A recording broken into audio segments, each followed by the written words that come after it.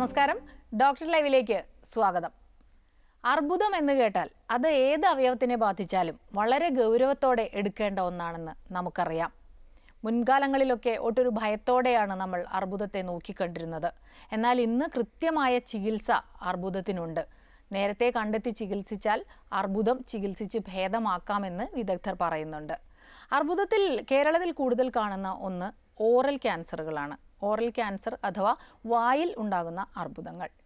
ഇതിനെക്കുറിച്ചാണ് ഇന്നത്തെ ഡോക്ടർ ലൈവിലൂടെ എന്തെല്ലാം പരിഹാരങ്ങളാണ് അർബുദത്തിന് അല്ലെങ്കിൽ ഓറൽ ക്യാൻസറിനുള്ളതെന്ന് നിങ്ങളോട് സംസാരിക്കുന്നത് എറണാകുളം VPS ലേക്ക് ഷോറിലെ ഹെഡ് ആൻഡ് നെക്ക് സർജിക്കൽ ഓങ്കോളജിസ്റ്റായ ഡോക്ടർ ഷോൺ ടി ജോസഫ്. നമസ്കാരം ഡോക്ടർ. ഡോക്ടർ, ഇപ്പം ഓറൽ ക്യാൻസറുകളെ കുറിച്ച് പറയുമ്പോൾ പൊതുവെ അർബുദത്തിന് നമുക്കൊരു ഭയം തന്നെയാണ്. ഒന്നാമത്തേത് ഒരു അറിവില്ലായ്മയുടെ ഒരു പ്രശ്നം കൂടിയുണ്ട്. പണ്ടൊക്കെ എല്ലാവരും പേടിയോടെ കണ്ടിരുന്ന ഒരസുഖം ഇന്നും അങ്ങനെ തന്നെ വേണം കാണാനെന്ന ഒരു ധാരണ. യഥാർത്ഥത്തിൽ ഈ ഓറൽ ക്യാൻസർ എന്ന് പറഞ്ഞാൽ എന്താണ്? ഇത് എവിടെയെല്ലാമാണ് കാണുന്നത്? ഓറൽ ക്യാൻസർ എന്ന് പറയുമ്പോൾ നമ്മളുടെ ചുണ്ട്, കവിൾ, നാവ്, പാലറ്റ്, മോണകൾ, ഈ ഭാഗത്ത് വരുന്ന കീഴ്ത്താടി, ഈ ഭാഗത്ത് വരുന്ന ക്യാൻസറുകളെയാണ് നമ്മൾ ഓറൽ ക്യാൻസർ എന്ന് പറയുന്നത്. വായിൽ പെടുന്ന എല്ലാ ഭാഗത്തും വരുന്ന ക്യാൻസറുകളാണ് ഓറൽ ക്യാൻസർ എന്ന് പറയുന്നത്. ഡോക്ടർ, ഇപ്പോൾ കേരളത്തിലും ഇന്ത്യയിലും ഒക്കെ എങ്ങനെയാണ് ഈ ക്യാൻസറിൻ്റെ കണക്കുകൾ? സ്മിത, നമ്മൾ ഈ ഓറൽ ക്യാൻസർ എന്ന് പറയുമ്പം ഇന്ത്യയിൽ പുരുഷന്മാരിൽ കാണുന്ന ഏറ്റവും കൂടുതലായി കാണപ്പെടുന്ന ഒരു ക്യാൻസറാണ് ഓറൽ ക്യാൻസർ എന്ന് പറഞ്ഞാൽ.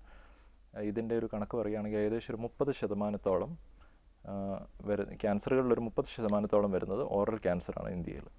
കേരളത്തിലൊരു കണക്ക് പറയുകയാണെങ്കിൽ ഒരു 10% കാണുന്ന ക്യാൻസർ ഓറൽ ക്യാൻസറാണ്. പുരുഷന്മാരിലെ ലങ് ക്യാൻസർ കഴിഞ്ഞാൽ ഏറ്റവും കൂടുതൽ കാണപ്പെടുന്ന ക്യാൻസറാണ് ഓറൽ ക്യാൻസർ. ഇതിൻ്റെ ഒരു പ്രത്യേകത എന്താണെന്ന് വെച്ചാൽ ലങ് ക്യാൻസർ ആണ് കൂടുതൽ കാണുന്നതെങ്കിലും അത് പലപ്പോഴും കണ്ടുപിടിച്ച് കഴിഞ്ഞാൽ നമുക്ക് ചികിത്സിക്കാൻ പറ്റുന്ന ആളുകളുടെ എണ്ണം കുറവാണ്. പക്ഷേ ഓറൽ ക്യാൻസർ എന്ന് പറഞ്ഞാൽ നമുക്ക് പെട്ടെന്ന് കണ്ടുപിടിക്കാവുന്നതും തുടക്കത്തിൽ തന്നെ കണ്ടുപിടിച്ച അസുഖം വളരെ കുറഞ്ഞ ബുദ്ധിമുട്ടുകളോടുകൂടി ചികിത്സിച്ച് ഭേദമാക്കാനും പറ്റുന്നതാണ്.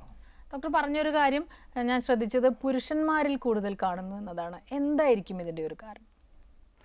ഓറൽ ക്യാൻസർ എന്ന് പറഞ്ഞാൽ അതിൻ്റെ ഒരു ഏറ്റവും പ്രധാനപ്പെട്ട കാരണം ചവയ്ക്കുന്ന പുകയിലയുടെ ഉപയോഗമാണ്. പിന്നെ പുകവലി, അമിതമായിട്ടുള്ള മദ്യപാനം, ഇതെല്ലാം ഇതിന് കാരണമാവും.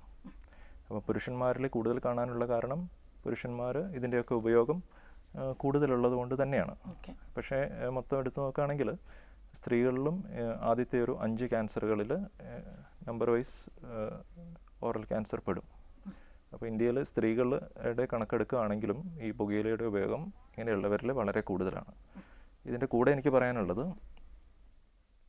കേരളത്തിലെ ഒരു പേഷ്യൻ്റ് പോപ്പുലേഷൻ നമ്മൾ കാണുകയാണെങ്കിൽ പലരിലും മൊത്തം ഇന്ത്യയിൽ നോക്കുന്നതിനേക്കാൾ കേരളത്തിൽ പലരിലും ഒരു 10 പേരെടുക്കുകയാണെങ്കിൽ അറ്റ്ലീസ്റ്റ് ഒരു 2-3 പേരെങ്കിലും ഇത്തരം അഡിക്ഷൻസ് ഒന്നും ഇല്ലാതെ വരുന്ന ഒരു പോപ്പുലേഷനുണ്ട്.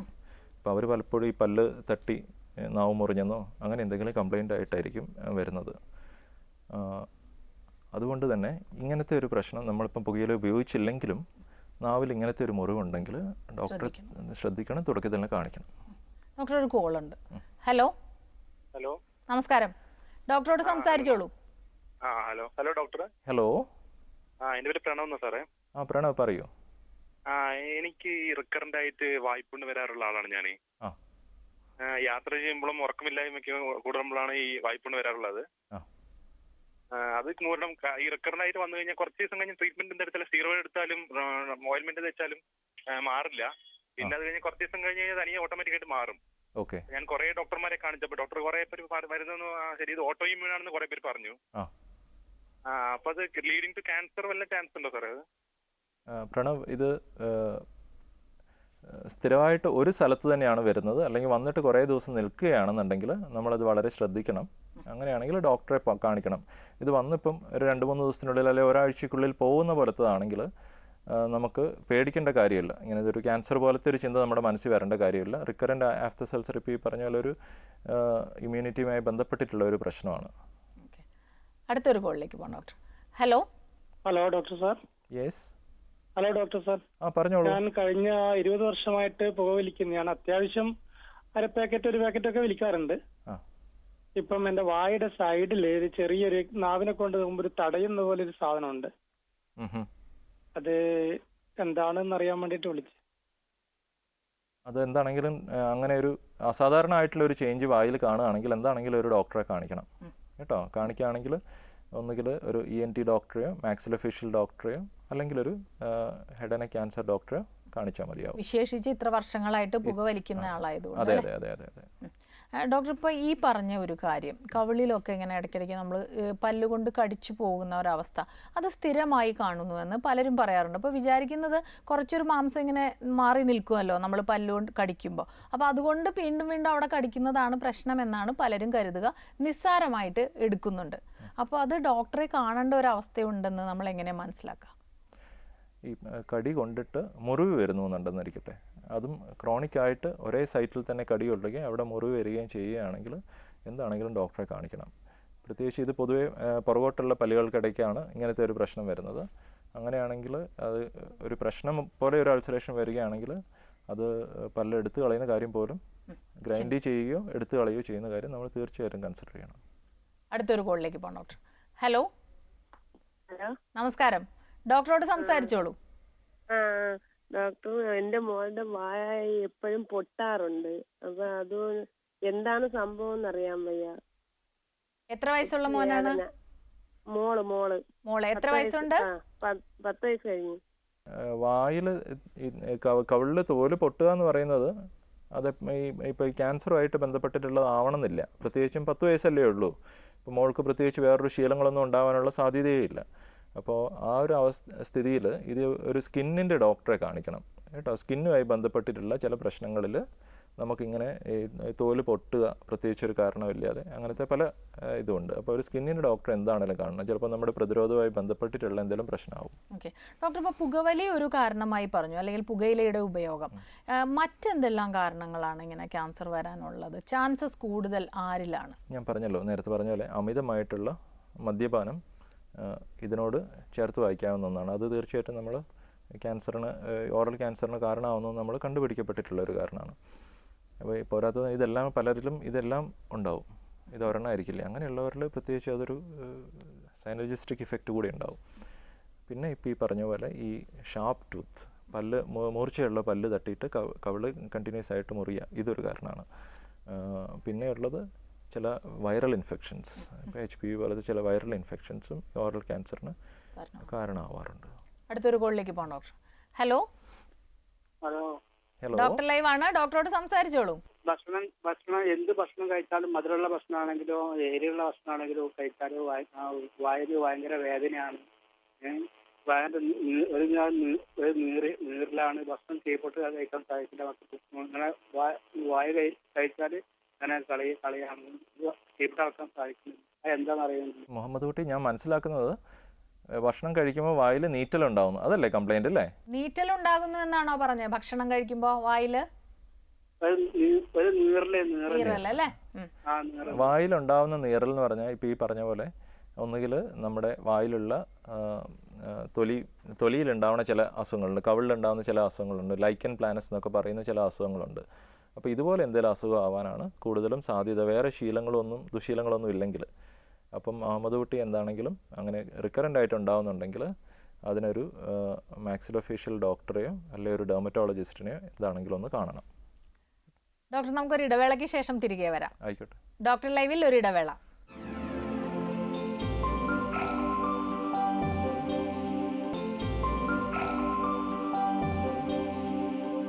ഡോക്ടർ ലൈവ് തുടരുന്നു. ഡോക്ടർ, ഇപ്പം ഈ ലക്ഷണങ്ങൾ ഇങ്ങനെ പറഞ്ഞു, അത്യാവശ്യം നമ്മൾക്ക് ഏർലി സ്റ്റേജിൽ തന്നെ ലക്ഷണങ്ങൾ ഒരു സംശയം തോന്നിയാൽ ഡോക്ടറുടെ അടുത്ത് എത്തുന്നു. എന്തെല്ലാം തരത്തിലാണ് നമ്മളിതിൻ്റെ ഒരു രോഗനിർണയം, അതായത് ക്ലിനിക്കൽ ഒരു ഡയഗ്നോസിസ് സാധ്യമാണോ എന്നുള്ളതാണ്? പരിചയമുള്ള ഹെഡ് ആൻഡ് ക്യാൻസർ ഡോക്ടർക്ക് വളരെ എളുപ്പത്തിൽ കണ്ടുപിടിക്കാൻ പറ്റുന്ന ഒരു കാര്യമാണ് ഓറൽ ക്യാൻസർ. അപ്പോൾ അങ്ങനെ കണ്ടാൽ തന്നെ നമുക്കൊരു ക്യാൻസറിൻ്റെ ചില ലക്ഷണങ്ങളുണ്ട്, അത് വെച്ചിട്ട് തന്നെ ഒരു 80-90% വരെ ഇതാണെന്നുള്ളത് നമുക്ക് പറയാൻ പറ്റും.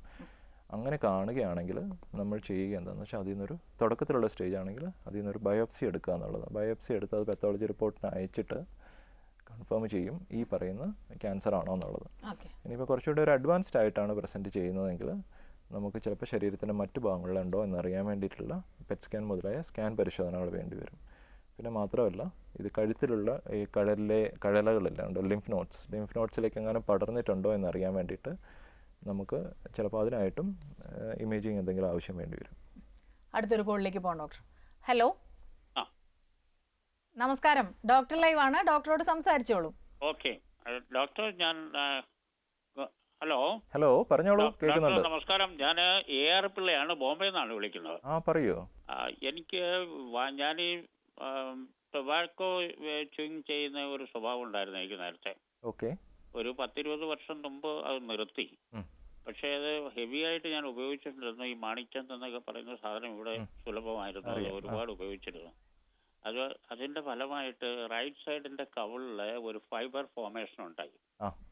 ആ ഫൈബർ ഫോർമേഷൻ ഞാനിവിടെ ഈ അംബാനിയുടെ ഒരു ഹോസ്പിറ്റലിലെ ഡോക്ടറുമായിട്ട് കൺസൾട്ട് ചെയ്ത് ഡോക്ടർ പറഞ്ഞത് ഓപ്പറേറ്റ് ചെയ്ത് മാറ്റേണ്ടി വരും. അങ്ങനെ അത് ഓപ്പറേറ്റ് ചെയ്തത് മാറ്റിയെങ്കിലും വീണ്ടും അത് അതുപോലെ തന്നെ ബൾജ് ചെയ്ത് വരുന്നുണ്ട്, അതേ സ്ഥാനത്ത് തന്നെ.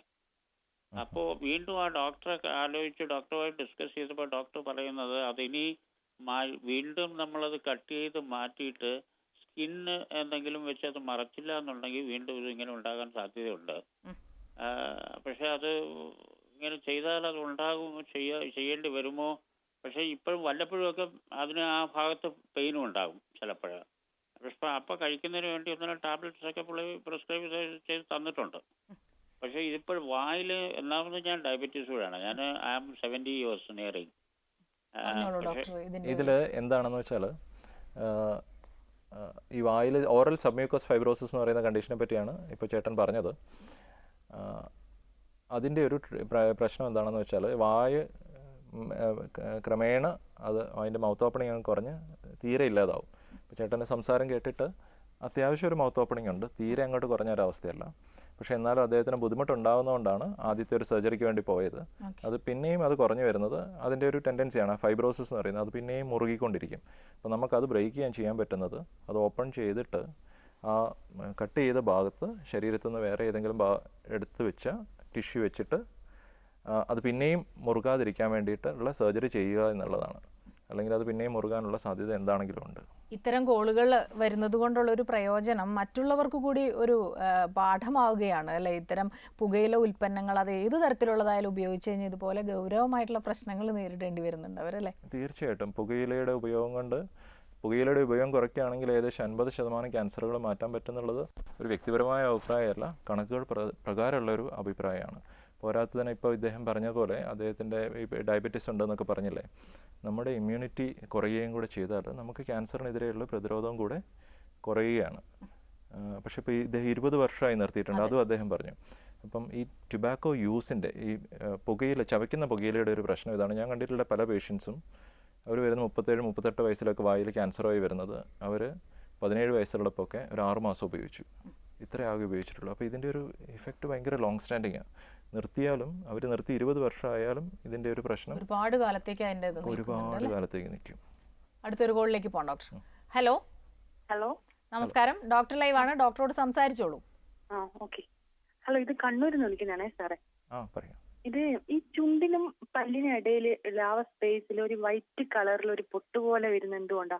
ചുണ്ടിനും പല്ലിനും ഇടയിൽ വേറെ കാരണങ്ങളൊന്നും ഇല്ലാതെ വരുന്ന ഒരു വെള്ള പൊട്ട് പോലെയുള്ളതാണെങ്കിൽ ചിലപ്പം അവിടെയുള്ള ഈ സെബേഷ്യസ് ഗ്രന്ഥികളിൽ ഉണ്ടാകുന്ന ചില വ്യത്യാസങ്ങൾ നമുക്ക് സാധാരണയായിട്ടുള്ള അതായത് അബ്നോർമൽ അല്ലാത്ത ചില പാടുകൾ കാണാം, അതാവാം. അപ്പോൾ അതാണ് ആദ്യം നോക്കേണ്ടത്. പിന്നെ അതല്ലാതെയുള്ള തോൽപ്പുറമെയുള്ള ഒരു വെള്ളപ്പാടാണെന്നുണ്ടെങ്കിൽ നമ്മളത് കണ്ട് പരിശോധിച്ച് തന്നെ തീരുമാനിക്കേണ്ടി വരും. ഡോക്ടർ, നമുക്ക് മറ്റൊരു ഇടവേളയ്ക്ക് ശേഷം തിരികെ വരാം. ഡോക്ടർ ലൈവിൽ ഒരു ഇടവേള കൂടി.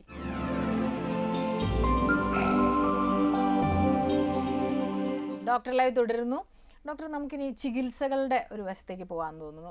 പലതരത്തിൽ കാണുന്നുണ്ടല്ലോ ഇപ്പോൾ പല സ്ഥലങ്ങളിൽ വായ്ക്കുള്ളിൽ കാണുന്ന അസുഖങ്ങൾക്ക്, അർബുദങ്ങൾക്ക് ഏതെല്ലാം തരത്തിലാണ് ഇന്ന് ചികിത്സ ലഭ്യമായിട്ടുള്ളത്? വായിൽ കാണുന്ന ക്യാൻസറിൻ്റെ ചികിത്സ എന്ന് പറയുന്നത് എപ്പോഴും അതിൻ്റെ ഏറ്റവും പ്രിഫേർഡ് ആയിട്ടുള്ള ട്രീറ്റ്മെൻറ്റ് സർജറിയാണ്. സർജറി ചെയ്തിട്ട് അത് എടുത്തു മാറ്റുക. അതുകൊണ്ടാണ് തുടക്കത്തിൽ തന്നെ മറ്റ് ശരീരഭാഗങ്ങളിലുള്ള പോലെ നാവിലും വായിലും ഒക്കെയുള്ള നമ്മൾ തുടക്കത്തിലേ അറിയും. അപ്പോൾ കാണുമ്പോൾ തന്നെ ഡോക്ടറെ കാണിക്കുകയാണെങ്കിൽ നമുക്ക് അതിന് വേണ്ടി വരുന്ന സർജറി വളരെ ചെറുതായിരിക്കും. ഇനിയിപ്പോൾ അതിനൊരു റീകൺസ്ട്രക്ഷൻ വേണമെന്നിരിക്കട്ടെ, എന്നാൽ പോയ ഭാഗത്തിൻ്റെ, അങ്ങനെയാണെങ്കിലും അതും ചെറിയ റീകൺസ്ട്രക്ഷൻ ആയിരിക്കും. പക്ഷേ നമ്മളത് വെച്ചുകൊണ്ടിരിക്കുമ്പം അല്ലെങ്കിൽ അതിൻ്റെ കറക്റ്റ് അല്ലാത്ത ഒരു ട്രീറ്റ്മെൻറ്റിലേക്ക് പോവുകയാണെങ്കിൽ നമ്മൾ ആ ട്യൂമർ വലുതാവുകയും അതിൻ്റെ ഒരു സർജറി തന്നെ വലുതായിരിക്കും. പിന്നെ അതിൻ്റെ റീകൺസ്ട്രക്ഷൻ എന്ന് പറഞ്ഞാൽ ഇപ്പോൾ നമുക്കിപ്പോൾ കീഴ്ത്താടി എങ്ങാനും പോവുകയാണെങ്കിൽ നമുക്ക് കാലിൽ നിന്നുള്ള അല്ലെങ്കിൽ എളിയിൽ നിന്നുള്ള എല്ലാം എടുത്തിട്ട് അത് തിരിച്ചുണ്ടാക്കി വെക്കേണ്ടി വരും. ഇതൊരു വലിയ സർജറിയാണ്. അപ്പം രണ്ടും ചേർന്ന് വരും. അപ്പോൾ അതുകൊണ്ട് മാത്രമല്ല, ഇതൊക്കെ കഴിഞ്ഞിട്ട് പിന്നെ ഈ റേഡിയേഷനും അതിനുശേഷം അതിൻ്റെ കൂടെ ചിലപ്പോൾ കീമോതെറാപ്പിയും ഒക്കെ ആവശ്യമായിട്ട് വരും. അതുകൊണ്ട് ഇത് തുടക്കത്തിലേ കണ്ടുപിടിക്കേണ്ടത് ഇതുകൊണ്ട് പ്രധാനമാണ്. അടുത്തൊരു കോളിലേക്ക് പോകാം ഡോക്ടർ. ഹലോ. നമസ്കാരം, ചോദിച്ചോളൂ. സാറേ, പിന്നെ എൻ്റെ നാവിന്റെ 2 സൈഡിലും കറുപ്പ് ഭാഗം വന്നിട്ടുണ്ട്, കറുപ്പ് കളറാണ്. അതുപോലെ വായിലെ പിന്നെ ഇതിന്റെ 2 സൈഡിലും മുറിയുണ്ട്. ചെറിയതായിട്ട് ഇടക്കിടക്കാണ് മുറി വരും. അപ്പൊ ഞാൻ പെരിന്തൽമണ്ണ EMS ഒരു ഡോക്ടറെ കാണിച്ചിരുന്നു. പിന്നെ അപ്പൊ ഡോക്ടർ പറഞ്ഞു പിന്നെ ഒരു ചെറിയൊരു ഭാഗം എടുത്ത് ടെസ്റ്റിന് അയക്കണം, ഒരു 10 ദിവസത്തിനുള്ളിൽ അതിന്റെ റിപ്പോർട്ട് കിട്ടിക്കഴിഞ്ഞാല് ഇത് അയക്കാൻ കഴിയുള്ളൂ എന്ന് പറഞ്ഞു. അപ്പൊ പിന്നെ ടെസ്റ്റിന് പിന്നെ ഇവിടെ ഒരു ദിവസം ചെല്ലാനെ പറഞ്ഞാൽ പോയിട്ടില്ല. അപ്പൊ എന്താണ് അതൊന്നും ഒരു ധാരണയാണ് ശരിക്കും അത് കാണിക്കേണ്ടത്, എന്താണെന്നും ഒരു വിശദമായിട്ടൊന്നും അറിഞ്ഞാൽ തെറ്റില്ലായിരുന്നു. കവിളിലുണ്ടാകുന്ന ഈ കറുത്ത നിറത്തിലുള്ള പാടുകളെന്ന് പറഞ്ഞാൽ സാധാരണയായി കാണുന്നത് ഇപ്പോൾ ഈ മെലനോപ്ലിക്ക എന്നൊക്കെ പറയുന്ന ഇതാണ്. അതായത് ചിലപ്പോൾ പുകവലിക്കാരിലൊക്കെ ഉണ്ടാകുന്ന ഒരു കറുത്ത ഒരു കളർ ചേഞ്ച് ഉണ്ടാകും. അതാവാം ചിലപ്പോൾ സാധാരണ. അതൊരു ക്യാൻസറസ് ആയിട്ടുള്ള നാവിന്റെ ഇരുവശത്തും എന്നാണോ പറഞ്ഞത്? രണ്ടും പറഞ്ഞു, നാവിൻ്റെ ഇരുവശത്തും പിന്നെ കവിളിൻ്റെ ഇരുവശത്തും എന്ന് പറഞ്ഞു.